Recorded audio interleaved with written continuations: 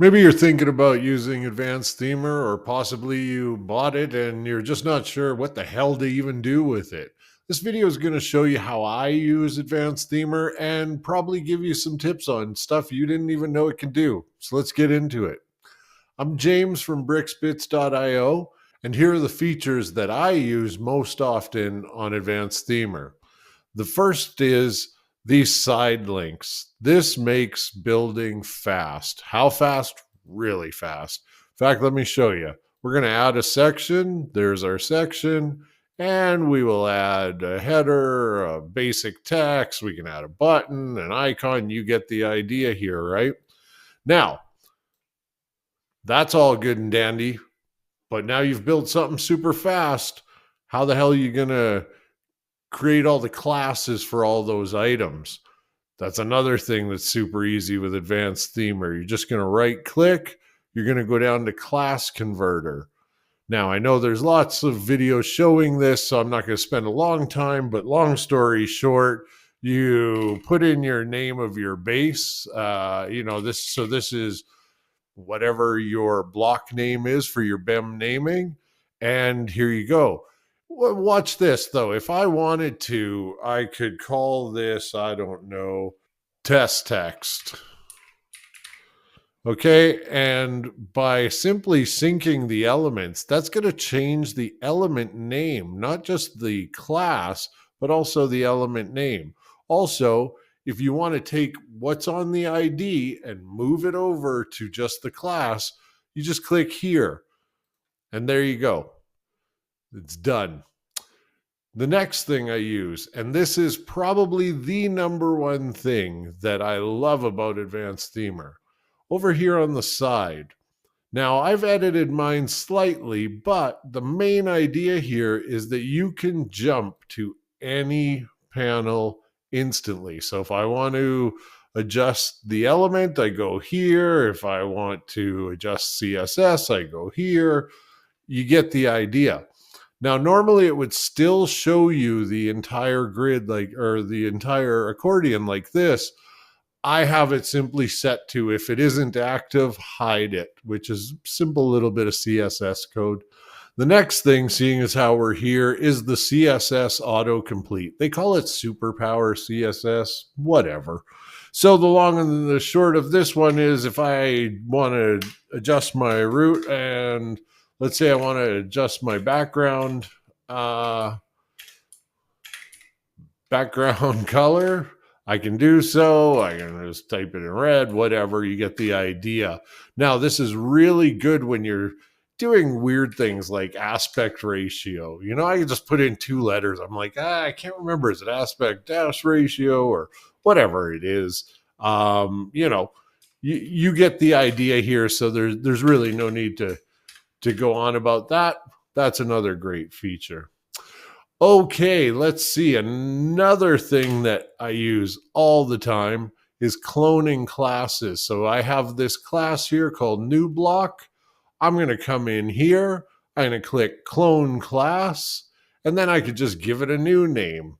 It auto puts new, but maybe I want to call this new block black. I don't know. And I just made an alternate version of it.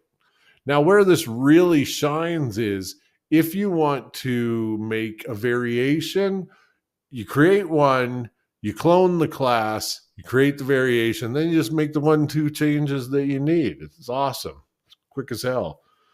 Okay, next thing. This is a seriously cool one, is modified mode.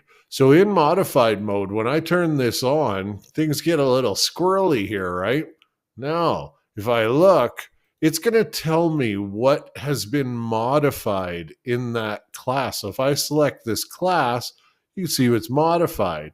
If I don't select the class, it'll just show me what is modified on the ID level, which usually I don't have things modified on the ID level. Another thing that I love talking about the ID level is these color codings. This tells me that there is a class on it, and this red one on the other side tells me that there's an ID style. So let's go here, and yet another great feature. We have something set. And because I'm checking modified, I can see that there's a margin bottom on this. Okay, cool. Well, what if I want to move that margin bottom to a class? I can simply do this by going here and going extend ID style to class, and I'll call it whatever, new class, and save that.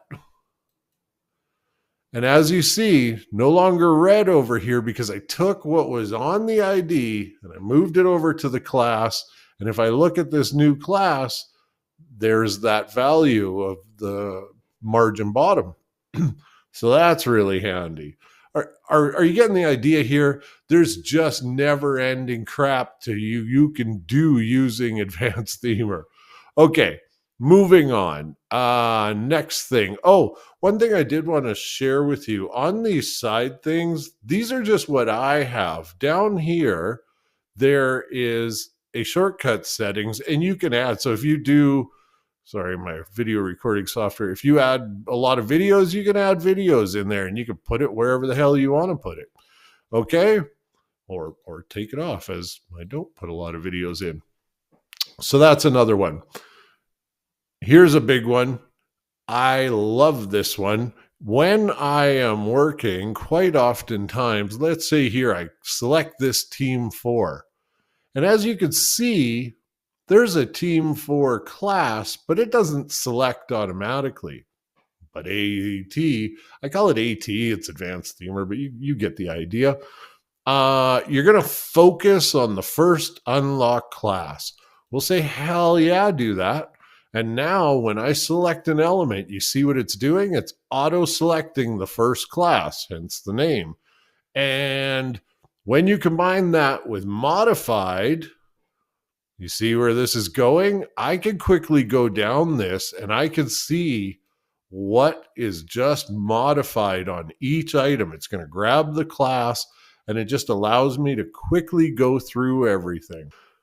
Now for a really killer feature, I have a bunch of stuff here, and let's open all this stuff up and really try and make a mess. In fact, I tell you what, let's go ahead and duplicate this a few times. So now I've got this long ass DOM, right?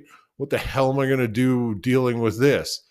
If you press Control and click section, not a damn thing happens, but I'm going to show you why.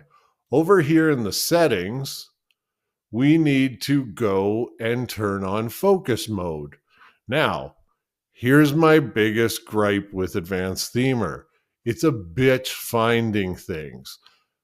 So how I do it now, I've already turned it on here. Some of you quicker with the eye may have noticed, but what I do is I go Control F and then I just type in what I'm looking for. So I'm typing in focus, and there you go. You can see it highlights it, and I turn it on. So let's go ahead and save that. And we will come back here and we'll refresh this so that focus mode is on. And now, even though I got this big ass DOM, if I press Control and click that, boom, I'm in focus mode and I'm only seeing the top element that I selected. I'd pay the money just for that feature, you know? Like if you're doing some really long DOMs, that's going to save you a ton of time. Moving on, because there's a lot. Do you see what I'm saying here? Not to sound, I'm starting to sound like bloody Kevin. You get the thing though, there's a lot of shit it does. So let's keep going. The next feature that I use all the time is if I have, let's say this here, where I have a block element called Team 4, and then I have, Team 4 member wrapper, blah, blah, blah. I want to change all of these. In fact, I want to even duplicate them. This has a really great feature down here under Component Class Manager, and it loads this up and it shows you all of the classes that are underneath that element that you just selected. And if you go to bulk actions, see what it can do here? You can rename them all, or you can duplicate them. And this is where I use it a lot.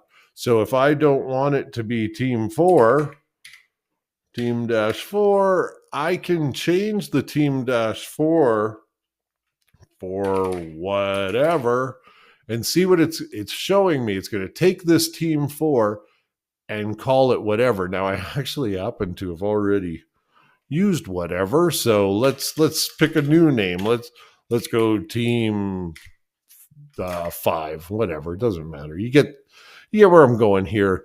Team 5, it's changing the name, but it's also changing. Now, the other cool thing is that you can add a prefix or a suffix. So if on these new ones, I want to say, boo, I can just add some word at the end of all the classes. Like, you know how much time this would take? That's a really niche tool, but something that's great to have. So I don't want this video to get too long, so I'm going to stop there. I just wanted to touch on a few things that maybe you didn't know Advanced Themer does, kind of rifle off a couple. Hopefully this helps somebody. It can be a bit of an overwhelming software experience at times, but honestly, for a few things, you really got to look at it as, what do I do? And what am I doing repetitively? And this is where Advanced Themer really comes in. I'll tell you one other thing. Maxime, who is the developer of this software, is bloody awesome. Like, I don't mean sort of good, I mean awesome. When you go onto the Facebook group and you mention an idea, more often than not, you'll see that idea within days. Not always, obviously, but if your idea has validity, he's so quick to build it. Now, I'm trying to give that caveat because honestly, people shouldn't be in there asking for every damn whim that they have, but that's not really the point. Anyway, hope this helps you out, and I'll see you in the next video.